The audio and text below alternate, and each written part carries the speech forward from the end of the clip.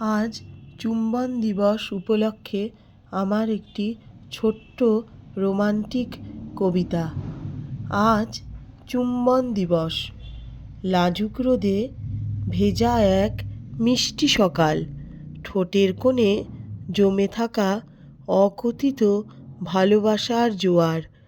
তোমার কাছে এলে সময় যেন থমকে দাঁড়ায়।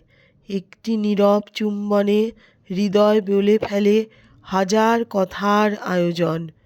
চুম্বন মানে শুধু স্পর্শ নয়, বিশ্বাসের নরম আশ্রয়, দুটি প্রাণের মৃদু সম্মতি।